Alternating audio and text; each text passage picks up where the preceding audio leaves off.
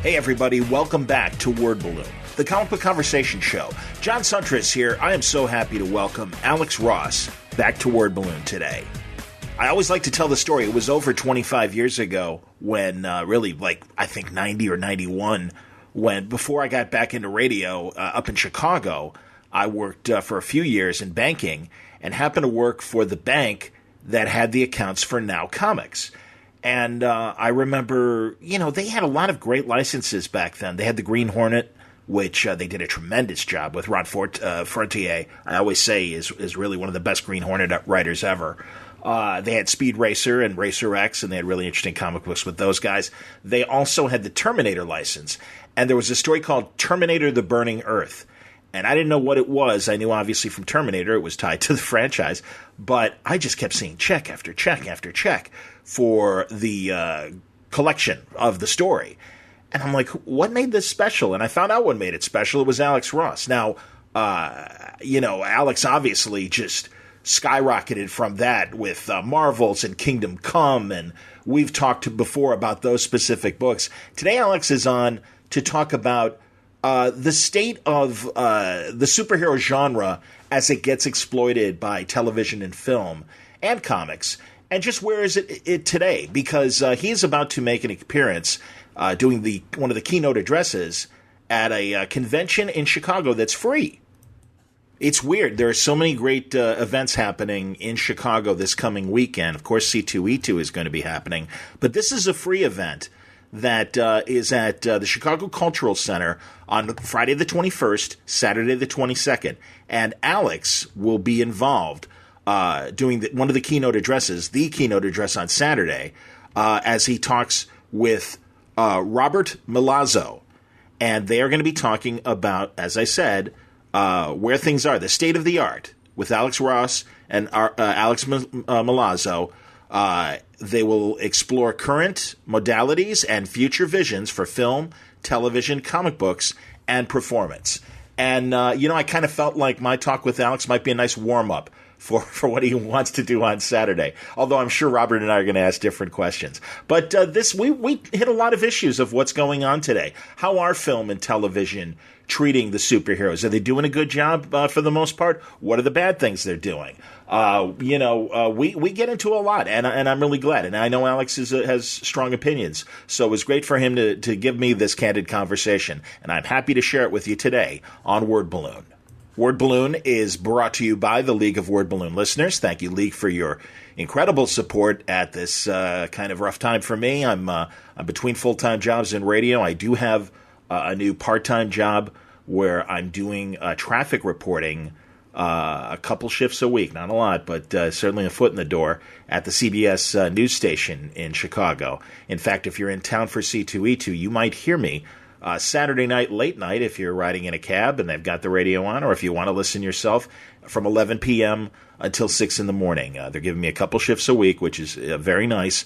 But I got to be honest, it barely takes care of the house bills, let alone the Word Balloon bills. So thank you very much, League, for your support. I truly do appreciate it. I am still looking for full-time employment. I would love for Word Balloon to be a full-time concern, and I'm doing what I can to gather new sponsors.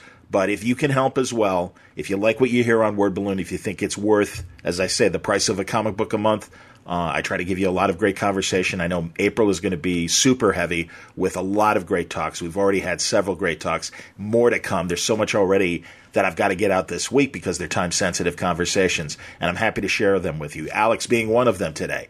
So if you like what you hear and you can afford it, go to patreon.com/wordballoon or just go to wordballoon.com. The Patreon ad is there on the front page.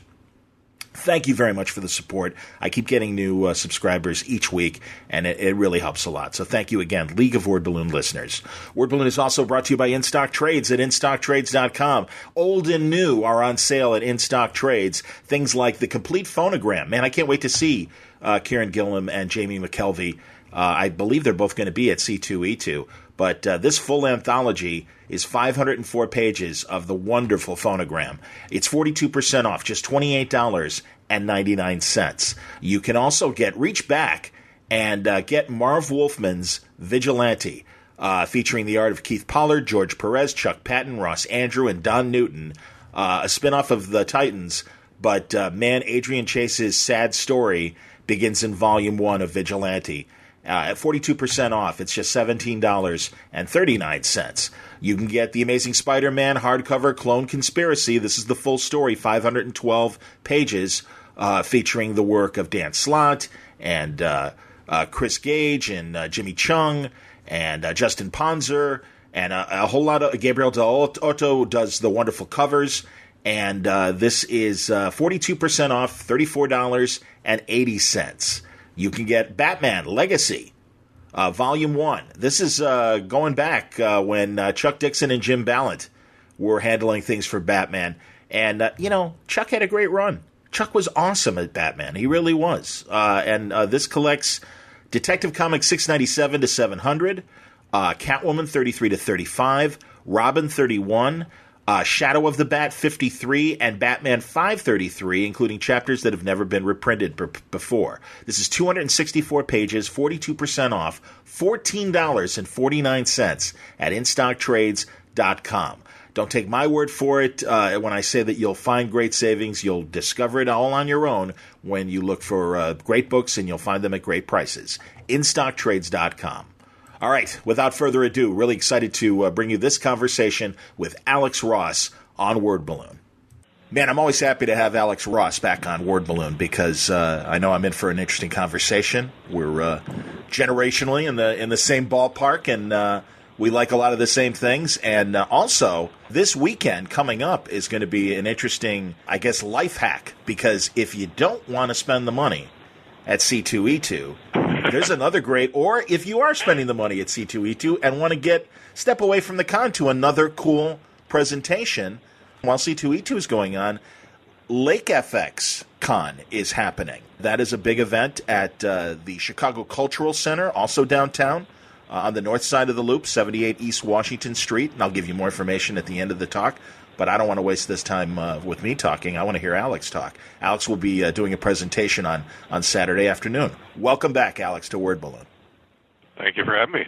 Absolutely, man. So, this is crazy. You're there, and Jim Steranko is at the Windy City Pulp Show in suburban Chicago at the same time as C2E2. Yeah. We ran into each other a few weeks ago at one of the comic stores, and it's like, why is all this stuff happening on the very same days? I mean, it's one thing. New York seems to usually be able to get it a little more right, where it's maybe days leading up to the convention, the big convention, and they'll have things. But I guess, unfortunately, or in good ways, this is all happening at the same time. Well, I'm not sure until you get there and find out how many people arrived. But this thing based around the Modern School of Film, it doesn't necessarily have to relate to comics. It just happens to be that when they thought it was an idea to pick me as a guest speaker, that just happens to coincide with exactly the Saturday of the con, the most popular day of when everybody goes. So hopefully we get a few people that maybe are curious about me but aren't necessarily comic fans, so that might come to this event. And it is a free event. I believe the tickets are free, right? Yes, that's right. So it's basically just a 500-seat hall that I'll be speaking in, and there'll be first come, first served. But basically, it should be a unique exploration in talking about comics, art, and the relationship to film, which will focus more in a way than I've done in any kind of previous conversation or certainly any interviews I've been involved with. So it's a uniquely different experience than ones I'm usually having. And Robert Milazzo, the founder of the Modern School of Film and also Murmur Radio, he's going to be, I assume, conducting the interview with you on stage. You're one of the keynote speakers. Kevin Lyles, the founder of, I'm looking here, KWL Management, he's doing a conversation about what's going on in the music industry on Friday, also free. That's on Friday, April 21st at 5. Your presentation is Saturday, April 22nd at 3 p.m. And, I don't know. I don't want you to, give it away here on Word Balloon, but I also want to entice people to come. So I am interested in some of your views on the state of film and its exploitation or I should say the state of comics and its exploitation in film and television. Well, I'll tell you as much as we could squeeze in. I mean, this isn't something that I approached with an idea of, I've got this story to tell. It's more from the interest that Robert had of what he'd like to focus on by using me. So we can skip aside from the generalities of how did I break into this business, which is a over-documented kind of thing for almost any talent. It's more to do with, like, where does what comics, maybe even what I do, relate to this larger media extrapolation. And the thing is, that is a relationship that's really important to take a moment to sort of study, because it is, the one has everything to do with the other, because my working in this comics field, trying to achieve a certain kind of look visually that was meant to be a lifelike realism, and that doesn't mean I'm alone in that. There's a whole history of guys doing that, as well as any creator in comics is trying to make you feel the experience of what you're reading. So it doesn't matter if other people were not realists like me. Mine is just sort of an easier sort of mirror to hold up against this idea. Mm-hmm. But when you've got the stuff on the page looking like it wants to be born into three-dimensional life, and then you've got now the adaptations, which have happened for as long as there has actually been comic books, but now they're taking this overdrive of we're getting more of these things than we ever got before, with greater attention to detail.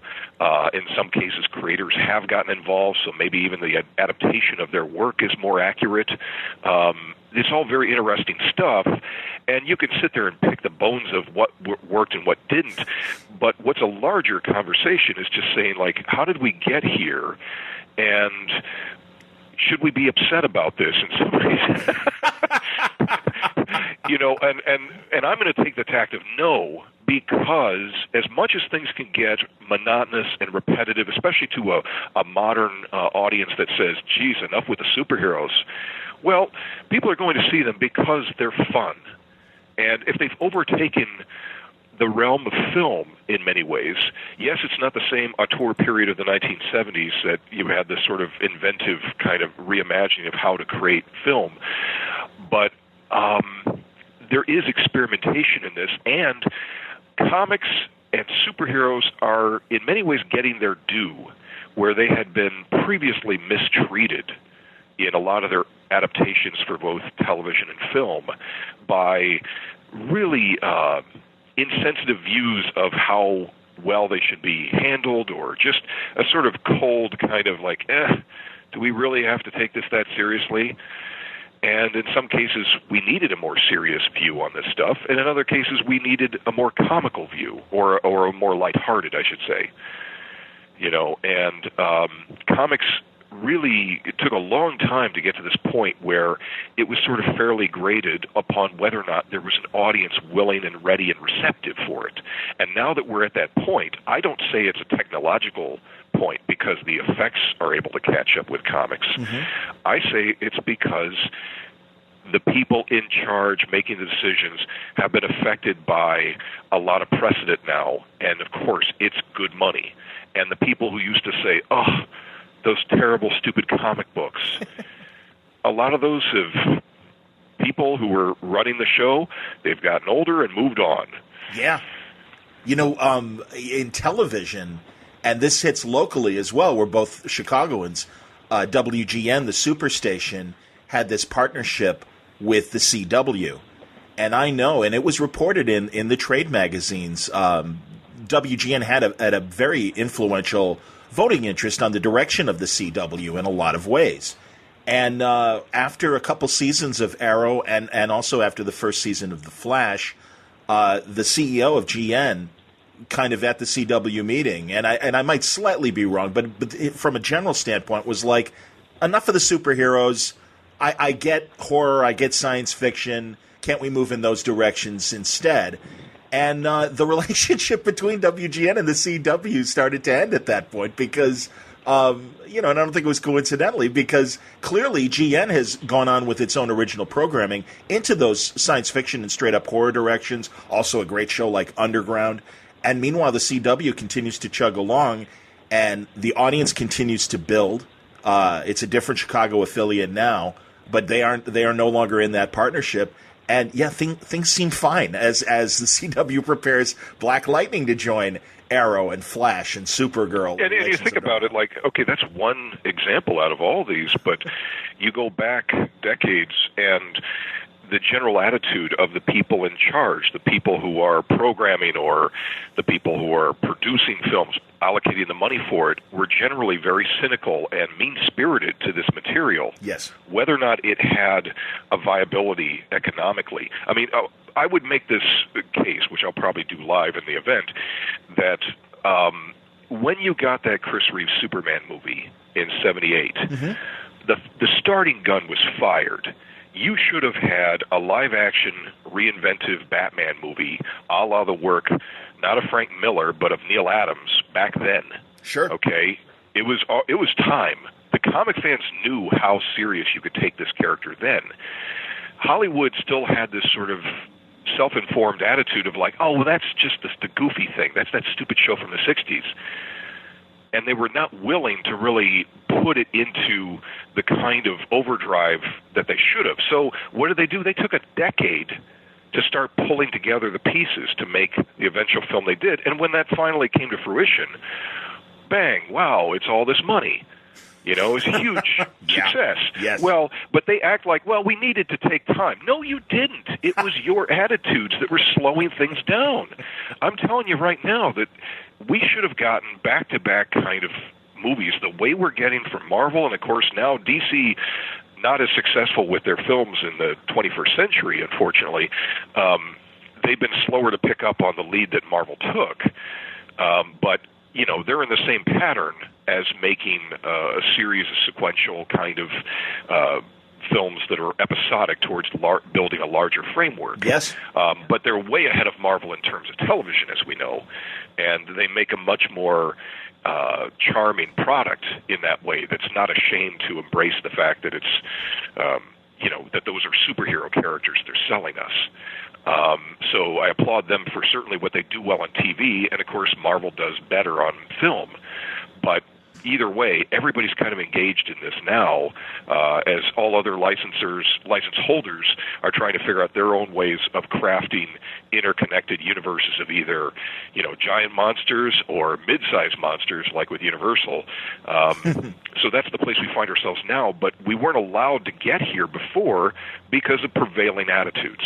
Agreed. And, you know, I've made this point before with others, and I'm interested in your thoughts on this. It reminds me of how the Western genre evolved in film. Because if you go back, certainly to the silent era, they had no choice, and film was brand new, and, you know, things were very symbolic.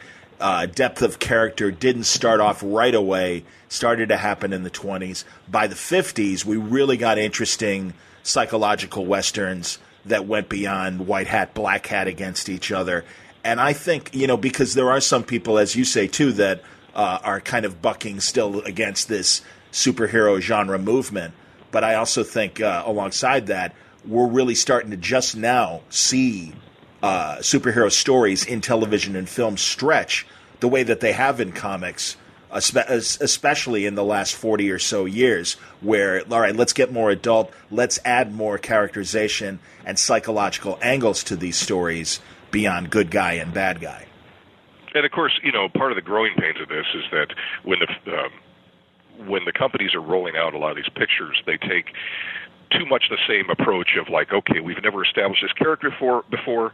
Now this film is going to be an origin story, and each one of those started to resemble one another too closely and become really monotonous. So in many ways, which of course you don't have to go back very far to find out, people were much more excited, apparently, by X-Men 2 than they were by X-Men 1, which was as close as they kind of gave them an origin story then, and or at least Wolverine.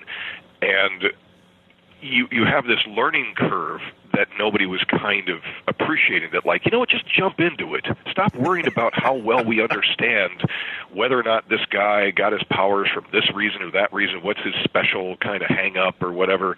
Just go into the material. Just give us some entertainment. Stop worrying about how well you've branded this person's journey from, you know, some bizarre Joseph Campbell kind of, you know, starting gun to the end. And And there's an obnoxious repetitiveness on the part of Hollywood mindthink that we have to bore our ways through, and we've been doing so. It's happened.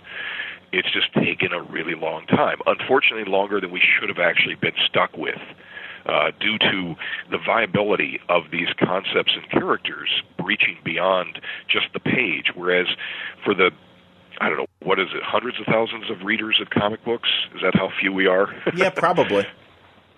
You know, I mean, we've been accustomed to understanding the ins and outs of how to accept this material and kind of embrace the inventiveness that occurs in print. And there's something that could be learned from that, but teaching it, having it be learned from the rest of the world, or those who, I shouldn't say the world, I should say more the people in positions of power to get it done, it's hard. It's hard to bridge that gap and get them adjusted to a new way of thinking. There's only a few filmmakers that I think understood that right away, and I think that's likely why you were called on. Was it in Spider-Man 2 that you it was through your images in the title sequence that they were able to kind of shuffle through? Okay, for those of you who didn't see this blockbuster movie, let's give you a few key images of Peter Parker's origin to get you up to speed. They did the same thing with film in the Edward Norton Hulk movie, where again, you didn't have to retell the origin. Let's get all this done in the first couple minutes while you're reading who the associate producer is. Am I right? Was it Spider-Man 2 for you? Oh, yeah. It was Spider-Man 2, and of course that provided a little bit of a link to, you know, the art form, I guess, by me, although I don't know if that's the way it came across. But, you know, realistically, they don't really even need to do that now, that we can generally absorb what we've needed. In fact, I love the fact that the Marvel movies generally just jump right in, and they don't bother with, hey, we've got to make sure we re-educate people page one. Although their comic books actually do. Every single Marvel comic book has their page one dedicated to a recap, so that you understand what you're about to read. But their films don't bother with it, because in some ways they know, you know, hundreds of millions of you have already seen this, so let's just skip ahead, please. And I love that, you know? I mean, that's a refreshing change. What, as an observer of both, and really, your art shows you love these characters. You grew up with both, especially the big two in particular. What do you think is missing on the DC side, on the movie side? Because, as you say, I agree with you. They get it from a TV standpoint. I'm almost waiting for. I don't want these things to not do well, but by the same token, you get a kind of queasy feeling sometimes when you see a trailer, and you're like, all right, and it's like, you know. Give Greg Berlanti and Andrew Kreisberg and Mark Guggenheim the keys to the movie door, and it's like, well, there's always there's definitely an issue with not rewarding work well done, and always continuing to reward failure with more work. And that's something we've seen in a lot of business moves that's really aggravating. That gets to the root of a lot of the problem that what we see on film. But I think mainly there's the issue of how well the people involved both appreciate the charm inherent in the characters, and that they don't necessarily need to always not simply reinvent, but almost bathe them in dark light, redefine them in a way that's so aggressive, in a sort of hyper-connected way that they think this is what the video game generation wants, when in fact the video game generation is fairly open-minded. They'll be happy for a kind of colorful superhero too. They can absorb that, you know. But the dark and gritty stuff is getting to the point of being obnoxious. And if you study what Marvel's done, take a look at their two films for this year, which obviously would be on track to make all the money that they could ever hope to make for them, because they generally do. It's pretty much become a consistent reliability for them. And, you know, that's fantastic. But, like, Guardians of the Galaxy looks colorful and gorgeous and fun. Like, it's there to entertain us. It's not there to say, yes, but we got to make sure these guys, although they're not the same kind of icons that other superheroes are, they're here to be light, fun. They're as serious as you need them to be for the context of what they appear in, but let's actually get some charm across. And if you've seen the the preview for the Thor trailer, the trailer for Thor. Oh yeah. That does exactly the same thing, and Thor isn't compromised from being Thor, aside from getting the haircut for a part of the story, you know. Although we get the haircut, but we get the helmet as a trade-off, which is something all of us comic book fans have been wanting for the last 10 years. So it's sort of like you win some, you lose some. But that's awesome. Yeah, I'm thrilled at what they put out there, that it seems to be self-aware of how well they can sort of embrace the material for being closer to what it really is, you know, and the range of how they can charm us. And charm is something to really get your head wrapped around. If you have characters you're working with that you're so afraid that the world is judgmental of and thinking, oh, that's old man superheroes, those are stupid, and then you want to dress them up to look like this is not your father's superhero, you've got the wrong attitude to be in charge of the project. Agreed, man. That's probably the most I should say. Well, yeah, no, I understand, but you're right, and it's moments of delight, like in the Thor Ragnarok trailer, when he sees Hulk and he gets really excited and has this very human moment of, hey, I know that guy. And that was great. In the same way that in the Flash Supergirl crossover, when Flash shows up with ice cream, and the delight on Supergirl's face is like, this is fantastic. And you know, and really, I know charmed. And social media went nuts over both of those moments. And it's like, that's the thing, something that's simple, but it's just nice human connection that really humanizes these characters, and like you said, gets beyond the grim and gritty. And I mean, not that I would go into this at the talk, but since we're, you know, focusing on some minutia here with stuff like this, sure. Since I watch all those shows because I'm an addict, you know, that's one of the things I thought I would actually go off on for a bit in the talk, is like how comic book readers, in a way, we're a different form of addiction, but follows generally the same principle. That's how this has all been kept going for 75 years. Absolutely. Is addiction keeping adults engrossed in returning to keep following these adventures, and addiction to following certain characters and whatnot. But across these shows, which, you know, range from charming with Supergirl and Flash to kind of muddled with Arrow and even the, what is it called, Legends of Tomorrow. Yes. Arrow has the intent of trying to be the sort of Batman show. We're trying to give you that Batman attitude. And I appreciate their intention of, like, we've got to give people this tone variation. But it's run the longest, obviously. It started this whole little universe, in effect. But it's also, in a way, the most boring of the shows, you know, because it isn't as focused upon the charm of it, even though he's surrounded by some other superhero and villain characters that are nice to see brought to life. Mm-hmm. If you actually then compare that material to what was the basis for this, not Batman, but in fact what was Green Arrow, you then realize, oh my gosh, they've never even gotten around to doing the character as he was in the comics. Yeah. Because it's not about the character that started in the 40s and the 50s, who was a pretty standard kind of Batman ripoff.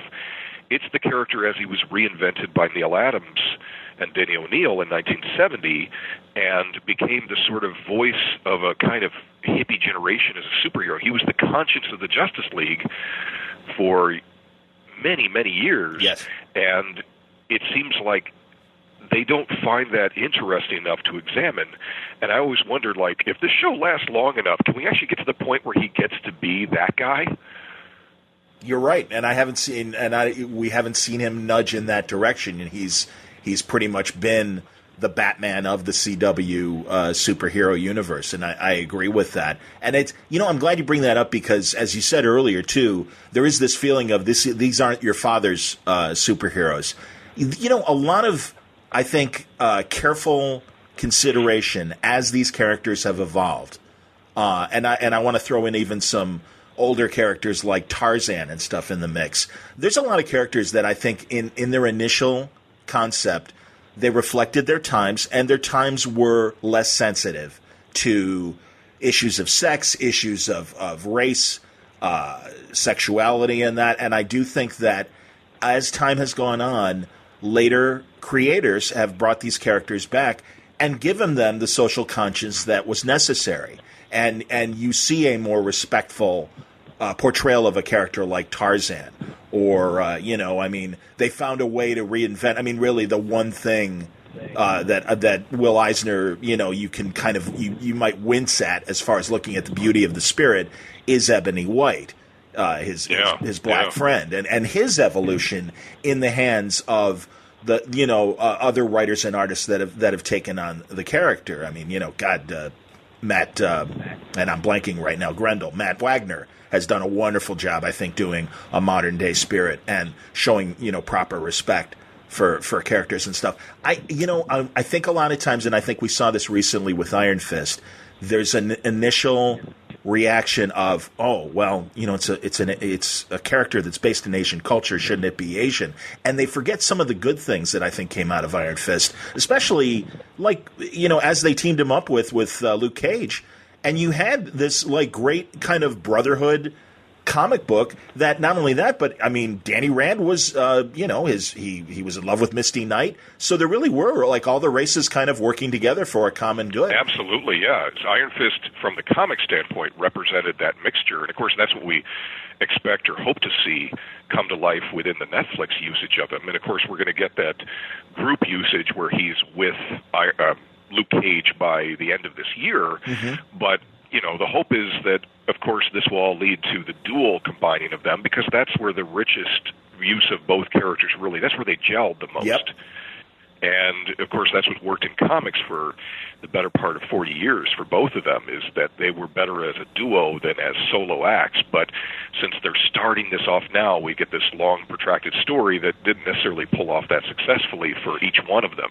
And they need each other, but the audience doesn't necessarily, the broader audience doesn't necessarily know that. And, of course, they're looking at the martial arts aspect and thinking, why would this guy be white? And they don't understand, well, this is where it's heading. It's about a very interracial kind of combining. It's about, African-American and Caucasian teamed up and a multicultural kind of grouping for a lot of their associates. And they represent a real sea change in American consciousness as our comics grew and changed. Yeah, I completely agree. Again, we were young enough to watch it as it was happening and stuff. And yeah, I hope the Defenders series corrects perceptions and or at least informs perceptions better to the good things about Iron Fist. Because yeah, I really did feel I think the Netflix show has its problems, but I do really feel like the character got a raw deal. And also, coming from the original inspirations of things like Lost Horizon and stuff, that really weren't usurping culture. It was really just, if anything, admiring it in the same way that a jazz fan can appreciate blues or jazz and say, this is incredible. What, I would like to learn more about it. And in the case of Lost Horizon and certainly in the Iron Fist origin, that Danny Rand is embraced by this, Asian culture and mysticism, and is just a student, is not the master, is really, he's the student still learning. And in fact, it is his liabilities that make him a more interesting character. And no, he doesn't have all the answers. He's not able to summon the chi immediately, like a master would and stuff. And it's those kinds of drawbacks that I think make him interesting, but appreciate the culture and not try to take over the culture. I think that they would have, if they could have planned it out for, sort of one more show in their grand plan for everything. If you had introduced Shang-Chi before, agreed, and had an actor who really fit that Bruce Lee model that yep. would really sell that, unfortunately in the case of Iron Fist, it's not just that people react to him being Caucasian, not understanding that that's what the character's always been, but they didn't get a martial artist, and that's strongly reflected in the show. If they had maybe done the comic book thing and not been so restrained from giving him his classic mask, we could have put a mask on this guy, got whatever stuntman you wanted who knew all the martial arts in the world that could do these stunts well, but they tried to teach a guy within 2 weeks apparently to get in shape for this. Yeah. Yeah, that should be something that they're making a note about. Okay, don't ever do that again. But who knows? The problem is the people who make these choices aren't necessarily the ones that feel the pain. The actor gets blamed, and the character gets blamed. Agreed. But not necessarily the person who made this poor scheduling choice or production choice. But that's I feel like I can sort of evenly, openly pick on a show like that because I don't pick on most of the Marvel stuff that brazenly, as well as, it's like they've had so many successes that when you want to point out something has failed like that, you feel like, nobody's going to, it's not going to suddenly cause this gigantic rift where I'm suddenly get called from Marvel and said, like, you should be more of a team player. No, I hear you, man. Well, and it's okay. Like, you only learn from mistakes, so I hope this is a good lesson for them to kind of correct the course, because otherwise I think the Marvel shows have been great. But I'm glad you mentioned the mask, because that's something that I think all producers and creatives, as they try to adapt this material, are facing. And you're a guy that may... But they're facing that thinking it's a problem, yes, whereas no one from the outside world is telling them it's a problem. They're telling themselves that. They're speaking to their other Hollywood friends and producers who are saying, like, oh, God, those masks, those costumes, they're ridiculous. The fans want that. The people who want to see a superhero show, they could say, like, oh, a guy's got a mask, must be a superhero show. They're not as prejudiced as they presume them to be, and so they make these bad choices and don't let any other voices in. When you design when you're painting and you're designing covers, and when you did do interiors and stuff, and you really did make this cloth look plausible and real. I mean, your work speaks for itself. Marvel's Kingdom Come. Every time you do a cover with people in spandex, it looks right, and you don't have to extrapolate and say, well, it probably wouldn't be spandex, maybe it would be some sort of tough leather or something like that. Was there? And you've even gone on to redesign characters as well. I mean, the Winter Soldier, when Bucky Barnes becomes the new Captain America, when Steve's lost in time. That's right. Wasn't that your design for the? That was one, and then the current Spider-Man. That's another redesign I did. Even though you might not notice him being different, probably you could tell better from my covers that he's supposed to be shiny, but he's essentially the classic costume design with a little bit of tweaking here and there. Okay. And so yeah, I've gotten a chance to do that on a few kind of big time characters. And then, of course, too, you took all those great public domain heroes of the 40s and dusted them off and reinvented them for the modern age as well, and gave them new looks and things like that. Were you worried that, was that an opportunity to, as you say, with lighting, kind of improve some of the looks, or did you think, all right, maybe instead of spandex, what works visually but also is plausible as everyday work or everyday clothes as well? Well, you make these eccentric choices based upon your own leanings. Like, I put a lot more time probably over my career, especially with doing interiors for the DC characters, and I wanted you to believe in the classic version of these guys to some great degree. And so what their costume details were, I wouldn't necessarily be tweaking too much as it's maybe the tone of the color, the choice in this case, like this might have a bright color in one spot, but then these other colors contrast to become darker by their comparison. So like, say, Superman, I wanted more of an ultramarine blue as opposed to the more aqua blue that Chris Reeve had and the comic books had at the time. So it's a choice for focus, and of course all of my choices mainly are throwing back to a lot of the histories with the characters that I'm following. You go back to the 40s, Batman wore black. In the 40s, Superman had a darker color, especially on the cover printings.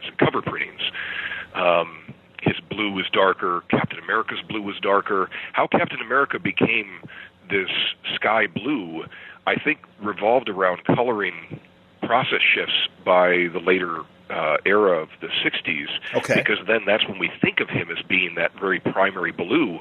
But if he's designed based on a flag, and if you've ever seen a flag, you know how dark that freaking blue is.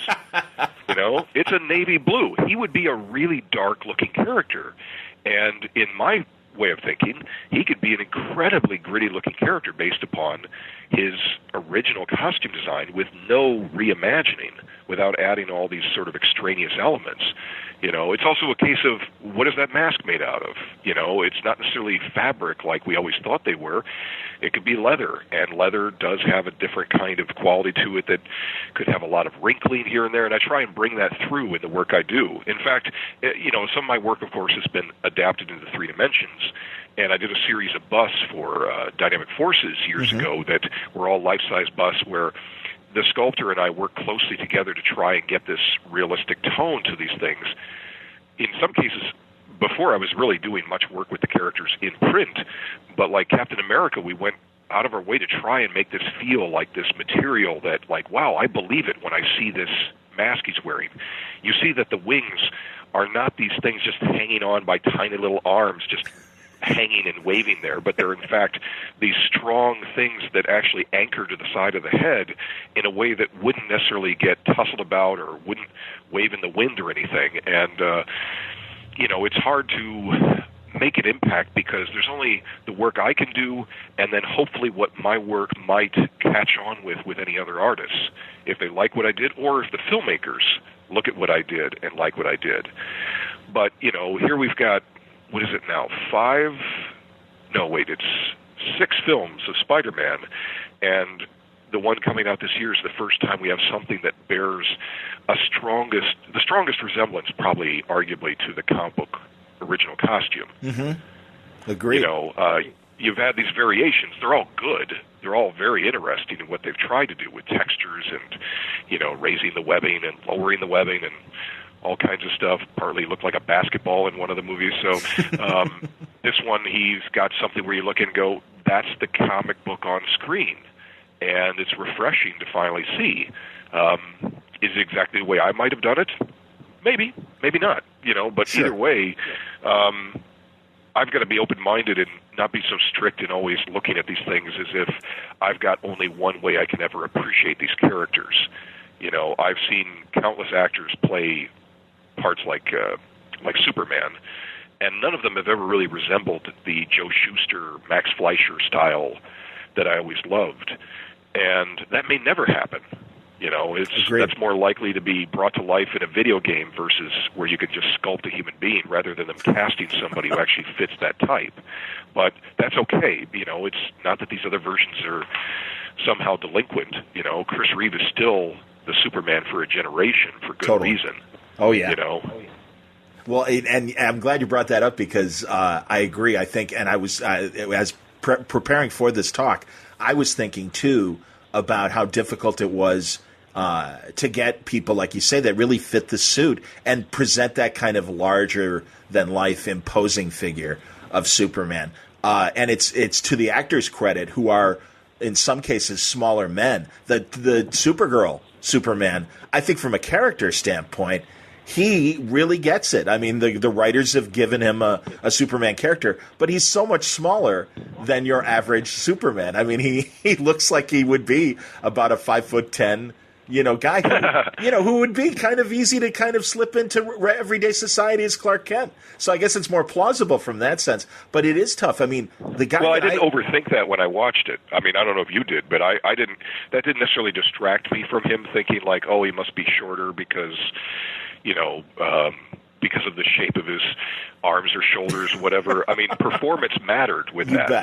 He came across, and also aesthetically, I'm since I'm creating art of these things and choosing what I want to base my style upon, I'm choosing features of faces, maybe even using, as I've done in the past, friends of mine as specific guidance and inspiration. And certain features resemble and bring out classical things with a face more than others. So he really had certain things that would feel like, yeah, that feels very Superman-like. It was a good choice for that guy. The only sad thing is I still feel like Tom Welling's out there still waiting for the part that should have been his at some point and never was given to him.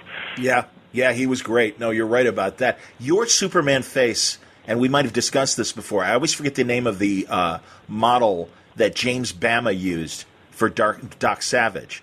But there was something about the center of the Doc Savage face that reminds me of your Superman.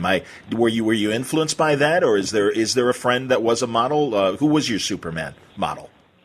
An artist named Frank Casey, who's a local Chicagoan I used to work with in advertising, and he was always a very big guy, had that kind of Charles Atlas type body, and my first thought with him, because Frank's blonde, is like, oh, he'd make a great original Human Torch or Captain America. Sure. So I couldn't get away. And this is just how limited your brain works in many cases. I'm looking at this person thinking, oh, he'd be good as all the blonde characters, instead of the eventual eureka moment, which I'm not sure how long it took for me to go, change his hair color, just draw it differently. That's what you can do with drawing. You can change simple details. But, once I did that, I realized, oh, the features of his face resemble a Joe Shuster drawing with tiny little tweaks, or maybe just focus upon the lighting, casting these shadows around the eyes and the nose, and then suddenly I'm getting this representation in a lot of the photographs I took of him that would remind me of that kind of cartoon art style as developed back in the 30s. And I felt so rewarded once I was doing that. And, of course, nothing I was doing was original, because Steve Rude had just recently done it with a miniseries called World's Finest that he had done around, I think, was that 89 or 90? Close to that, yeah, around that time. Go on. Yes. Yeah, so, I'm sure there's plenty of other precedents beyond he and I, but, so basically that became my focus, and then thinking, how can I bring this to the fore? And once I was eventually pitching pitching DC on a project, then I had the placement of how to really bring that forward. But when you mentioned the work of James Bama, that was always a huge influence on me, because even though I didn't then own any of the paperbacks themselves, I had lots of images that were printed in Comic Scene magazine, if you remember that one. Oh yeah, absolutely. And a huge impression of the way that James Bama used shadow, lighting, color, a lot of monochromatic treatment. I wanted to bring that to Superman. Not that it would necessarily be like that face of that model, whose name is on the tip of my tongue. Steve something. I know his first name was Steve. Steve Holland. That's right, Steve Holland. Thank you. Yeah, and of course he's the second actor, I think, to play Flash Gordon for a TV series in the early 50s. Right. Yes. That's so right. he didn't get much work out of that. It wasn't successful, unfortunately. But then he winds up becoming not just the model for Doc Savage, but countless other characters, like the novel character Destroyer, the Avenger, all these other paperback novels created from different artists, the covers created back in the 70s and maybe even going into the 80s. He was the life model for people that they would pay him to come in and do a pose for something. I mean, in fact, he even posed for the Hulk for Bob Larkin. Wow. I've got a painting on my wall I got from Bob Larkin years ago, and he told me about how he would regularly get Steve Holland to come and pose. And, so Steve Holland has a whole lot in common aesthetically with the friend of mine who poses as Superman, or has posed as Superman, Captain America, countless characters for me, Magog. At one point I was only using Frank for just about every major character, and and it became something that was so repetitive in my work as I was thinking people would think that that's what I looked like, because if I used them that much, I must be in love with my own face or something, But he has a bit of a different stature than me. He's got a full head of hair, which God bless him. That's yeah, I hear you. Well, that. Yes, I can appreciate that absolutely as we get older, no question. Another thing too that I always loved about your work in particular was when you were doing all those Justice Society covers, and you got to modernize all those great Golden Age characters. And I mean, from Alan Scott, the Green Lantern, to Jay Garrick, the original Flash.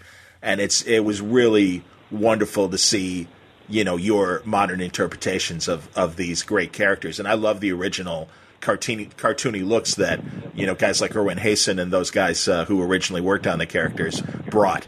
But it was really fun to get this realistic modern look from these wonderful characters from the 40s.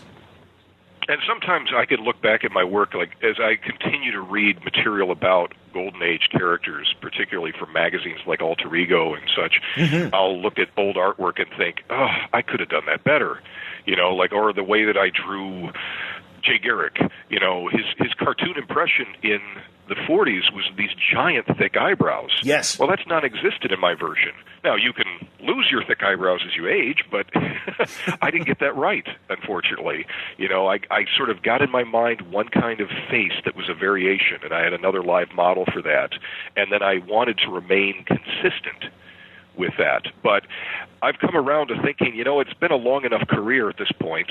I've been doing comics for 28 years. Wow.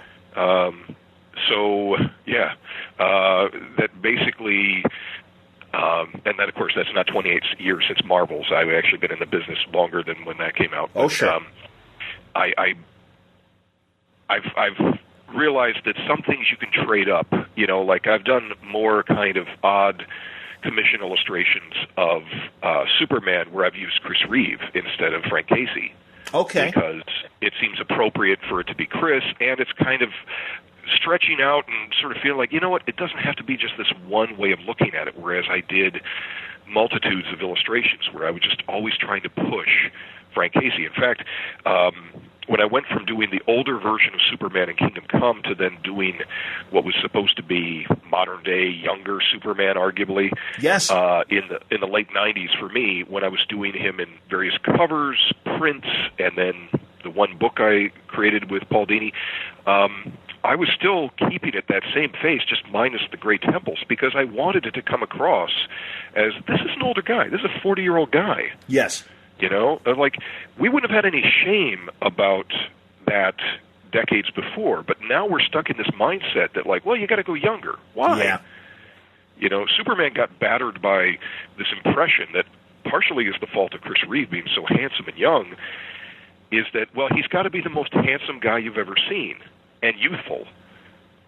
And unfortunately, that became stuck in the mindset of many people, and of course, many artists interpret it that way. And I always felt like I was trying to buck that trend to say, no, don't you remember? This was the patriarch of all superheroes. Exactly. Yes. No, agreed. And there didn't used to be a shame about being a middle-aged man as a lead character, but we moved into that. We're still in that to a great degree, but it's not necessarily proven by what audiences accept.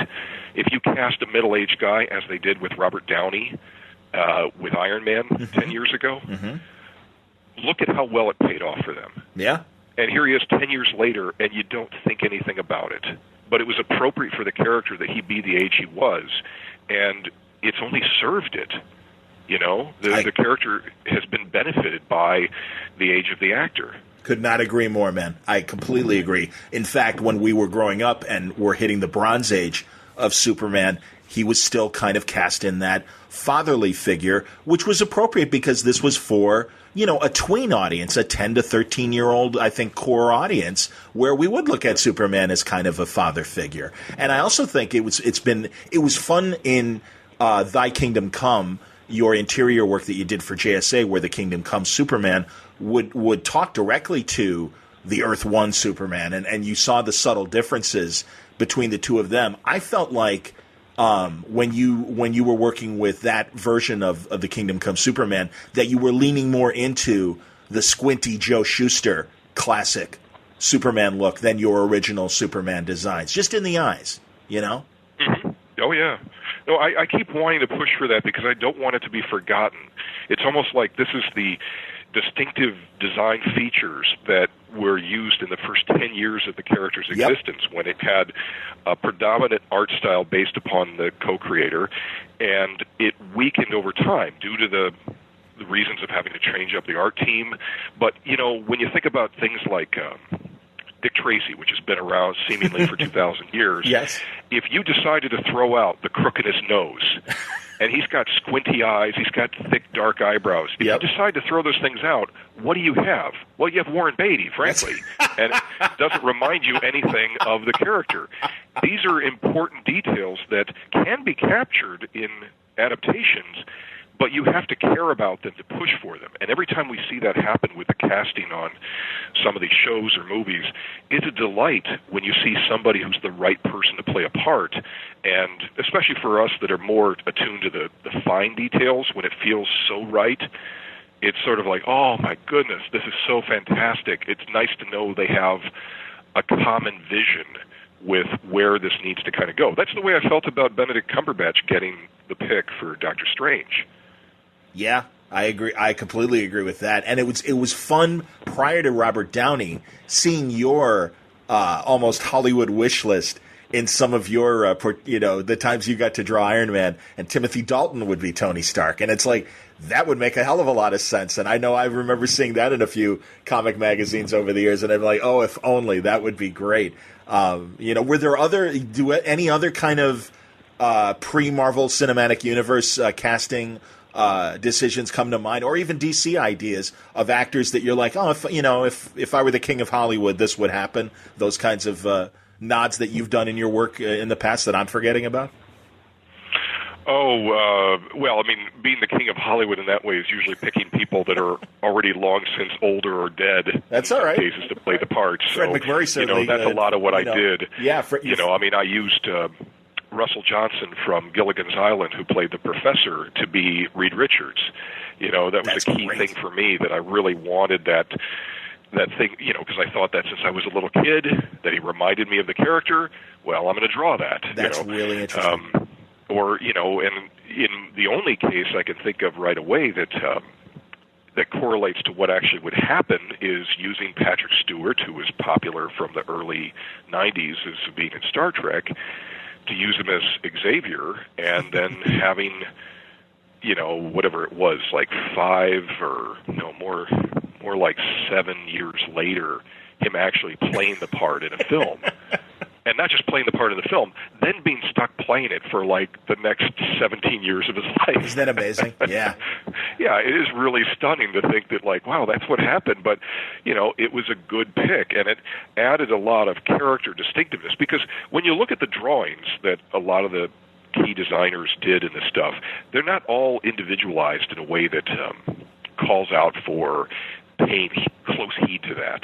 You can largely say that a lot of faces are fairly amalgamous in the way they're drawn. So you can decide that Jeremy Renner's as good of a Hawkeye as anybody else, even though I think he's a very good choice for that. Mm-hmm. Just wish he had a mask. Sure. But, when you've got, characters like Tony Stark, you could say, any guy's face, although technically he was inspired by Errol Flynn, and that's what was reflected in the artwork of the early 60s. It was very, very clear at that time. So, somebody like Professor X, he had as blank of a face as you could come by. So when you take, the only distinctive thing about him was the bald hair and the eyebrows. Sure. But if you then take that and apply it to a face that has so much more character to it, like Stewart, it's like you can enrich the work. And I see that being done today, and it's been done for a very long time now. It's nothing new to see people using current faces as inspiration for what they try and draw. There's plenty of other realists who came into the field in the last 20 years who do that, and I enjoy seeing their choices. Some of them I'm very impressed with, and others I might not feel the same way, but it's really cool to see it tried. That's excellent, man. No, and I agree with you. I think it is always fun to kind of see that. It's, a nice little Easter egg of, oh, look at that. And maybe you'd never thought of that actor in that way. And it's nice to make the connection. This is the kind of conversation that I'm expecting. And the great thing is, I'm sure Robert Milazzo is going to go into a lot of different directions this coming Saturday, 3 o'clock, April 22nd. Again, it's at the Cultural Center, the Chicago Cultural Center, 78 East Washington Street. This is part of Lake FX, the Creative Con that is the Midwest's largest free conference for emerging artists and creative professionals. There are more than 50 workshops over the weekend, but we focus on Alex's presentation coming up Saturday at 3 o'clock. And again, I can't stress it enough, this is free. So this is a nice thing to take advantage of coming up in Chicago this weekend. Beyond that appearance, Alex? April 22nd, not this weekend. Yeah, as we're recording, it would be Yes. Right. I'm sorry. No, I'm it's all good, son. That's right. We're in the time machine right now. So yeah, when this comes out, it'll be Monday, and it will be this coming weekend. So yeah, no worries, man. And I wanted to give people a chance to actually listen to it and think, oh, this sounds good. I want to go and not have them have to make a 24-hour decision. And I would at least say, not that it's going to help much, but there'll be a little bit of visuals to back up your experience of sitting in a room hearing me talk for however long, and hopefully we can keep it as light and lively as possible. But there'll be some either slides or clips that are going to actually be on display to sort of support some of the things we're focusing on and talking about. So trying to keep it as a focal thing mainly upon artwork to film. Understood. No, that's going to be great. Now, your works have been circulating museum-wise as well recently. Are there any upcoming tours of your works coming up? I don't have the details yet on the next place that will be carrying it beyond the one that I was just at, but the one that I went to, and I don't normally always visit them whenever they go to various places, but this first show was in Virginia, in Winchester, and in a place called the Museum of the Shenandoah Valley, and a gorgeous museum. And we got upwards close to 2,000 people showing up for this.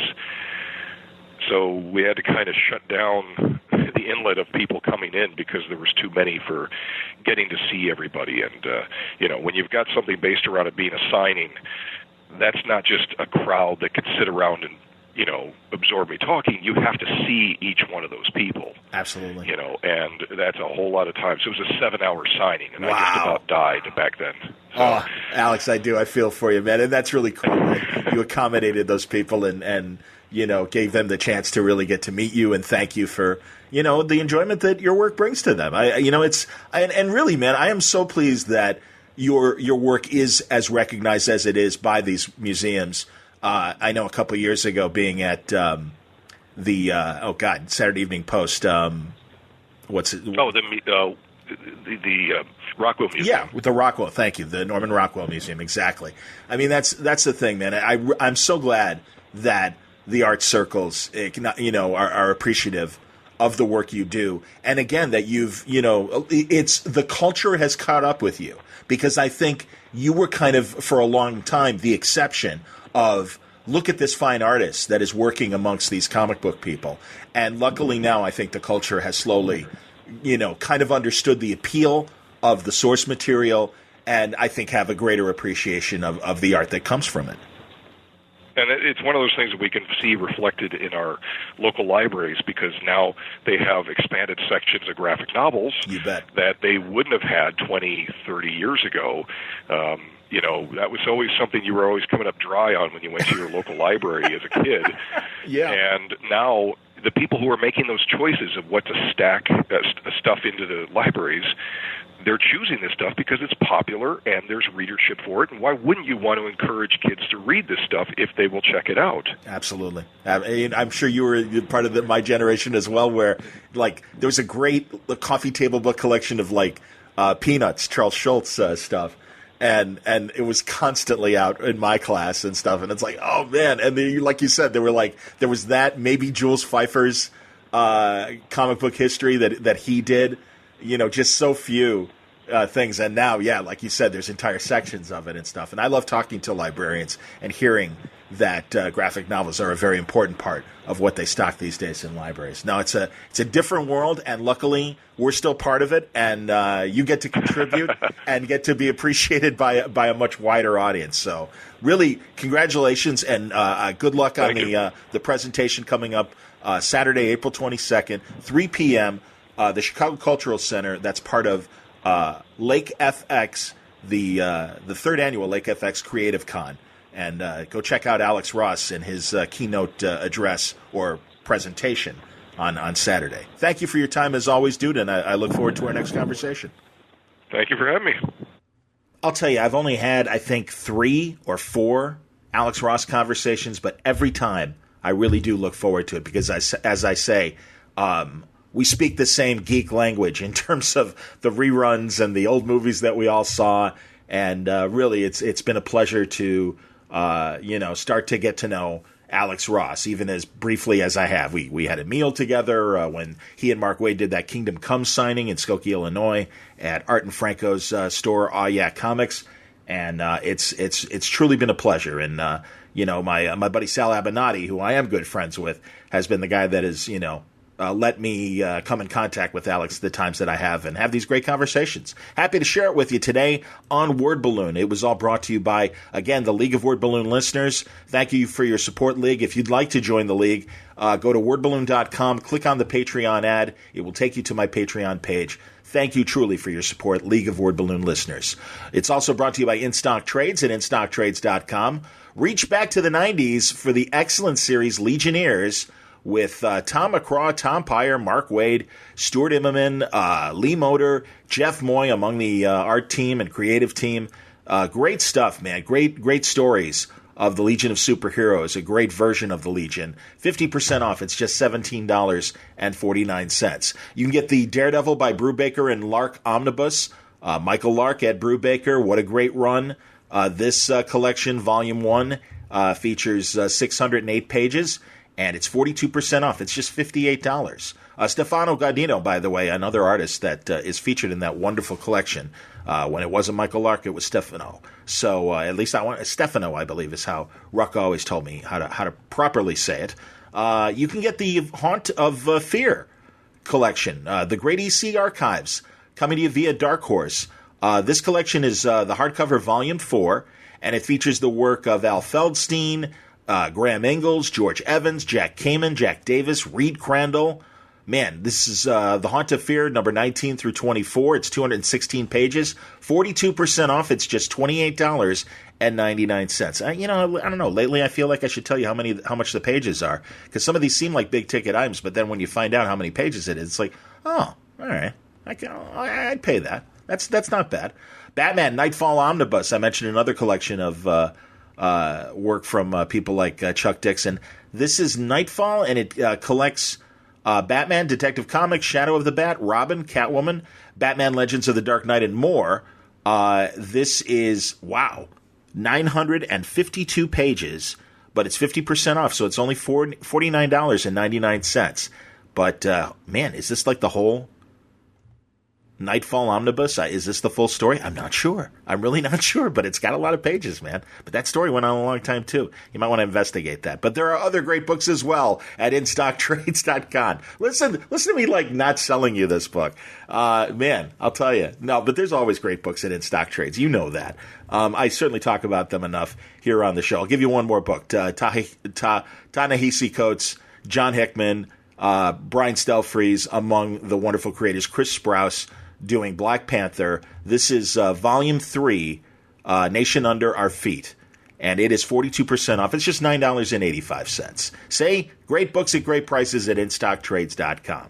Thanks again for listening to today's Word Balloon. More episodes on the way this week before C2E2. I will be at C2E2 Friday and Sunday. I won't be there Saturday because I've got this overnight traffic shift from 11 at night until 6 in the morning. If you're in town and you want to hear me on the air, I'm on every 10 minutes doing traffic reports. And it's really interesting covering live news via the fire department scanners and police scanners. And it's pretty interesting. And I give these traffic reports every 10 minutes for 6 hours.